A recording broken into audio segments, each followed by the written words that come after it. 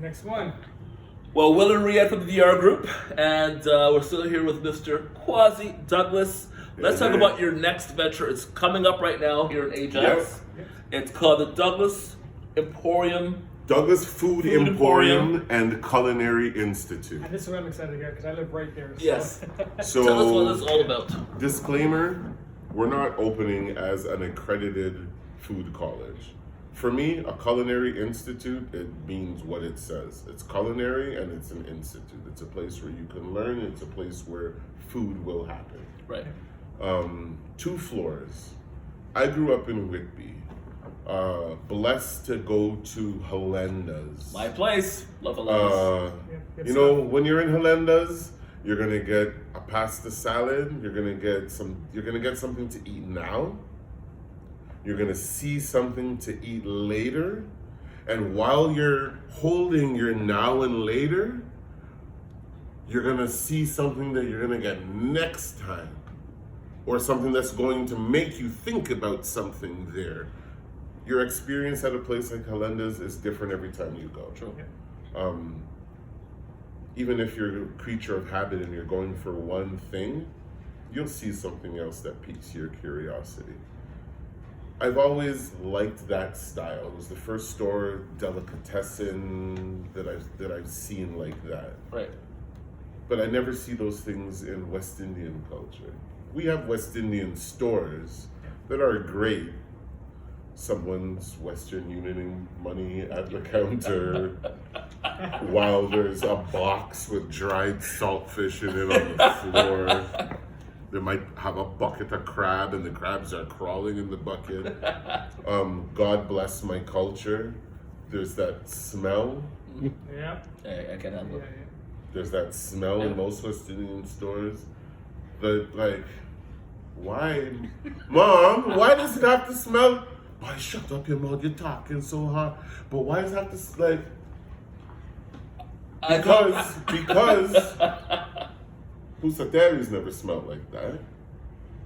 And that's like, and that would, to me, would almost be the equivalent. Like, how come Highland Farms don't smell so? How about Helenda's? Does it smell like that, right? Exactly. And, you know, I get it. There's just, but that's the Canadian kid in me. Right. That's the Canadian kid from Toronto. Right. You know, like bones. If I could get boneless saltfish over bone-in, I want to talk while I'm eating. I don't want to have to worry about choking. You know. The main floor will be a Helenda's style, West Indian influenced food emporium. So give an example of something we're trying to. I do elevated and refined. Okay. I do jerk chicken pot pie, boneless chunks of authentic drum cooked jerk chicken, That's what I want. cut up into pieces, mixed with creamy coconut sauce in a pie shell with some vegetables, sealed up, baked to perfection. We're getting hungry here. I know. My oxtail pie, Oh. it's braised, it's seasoned, it's braised, it's cooled, the oxtail, the meat's taken off the bone. I save those bones because I'm making a demi-glaze with my bones. But that's when the red beans or the broad beans go in and they get stewed up, and I'm making that delightful flavor that goes into the pot pie, saltfish and callaloo. I'm doing the same. I'm cooking the saltfish, I'm flaking it, I'm making it the callaloo, mixing it with the callaloo, maybe making it a little bit wetter than my mom would suggest, but I'm putting it in the pot pie and baking it. So I do these things, I do them with spring rolls. Fusion food, taking some 2 cultures or 2 kinds of food that don't Bring them together. usually go together and bring them together in a Canadian way, in a boneless, quick, convenient, hot pocket. Like, those are the things that were great about Canadian food. Like, for me, compared to what my mom was doing, it's in a box, it's in a container, but it wasn't great tasting, it wasn't very nutritious, but it could have been. Right. So those are the things that I want to do on the main floor. I will do all of that on the main floor.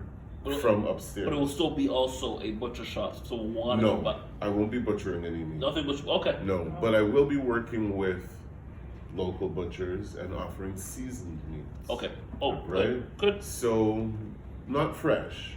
No, but it's easy. Not fresh meat. Anything fresh will be cooked. Right. But if you wanted to come in and buy 10 pounds of frozen jerk chicken to have at a barbecue on the weekend, that It's already seasoned. it's already That's seasoned great. to perfection, and you perfect. just thaw it out and you cook it.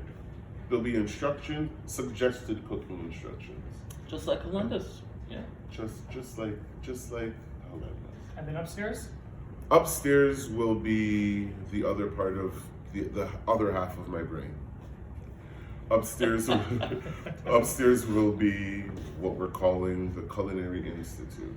Upstairs is where I'll be making the magic for downstairs. Right. It will be an open concept studio kitchen. Okay. So it will have all the equipment that I'll be using to cook all the food. I plan on getting back into television upstairs. Walk with Yan was one of my favorite shows.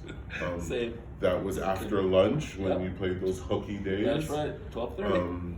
His amazing aprons, walk the heck, walk this way.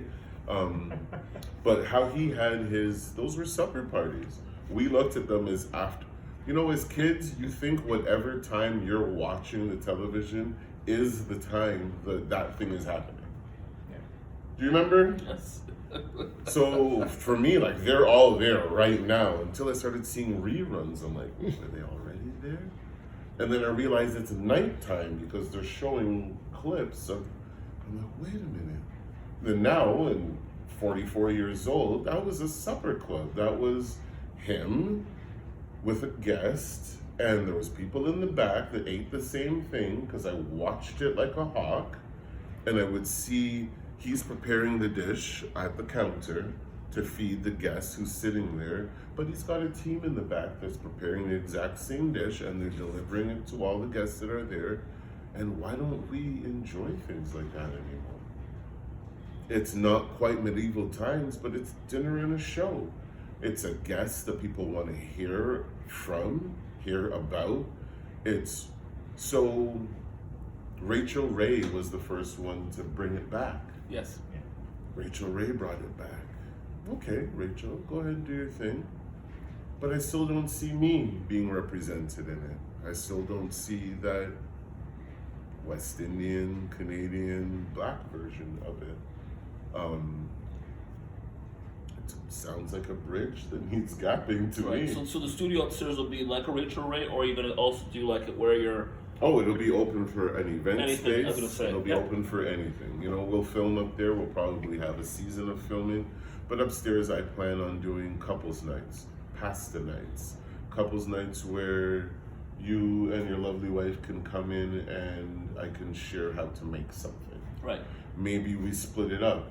Maybe if it's a couples night with men and women, maybe the women do the barbecue style cooking and we have the men doing the etiquette where there's learning to set a table and things of that nature. Just kind My of head's spinning right now. changing it up. Paint nights. Why not paint nights? But having a multi-use space that we can do things in, that I can do things in. Wow. Celebrate Will's 50th next year. Thank you. Yes, I'm going to age by 5 years. Amazing. Yeah. And so when is this place open? You know, there's only one word that I can really use. One word. Inshallah. God willing. What the hell is that word? God willing. God All right. willing, as soon as possible.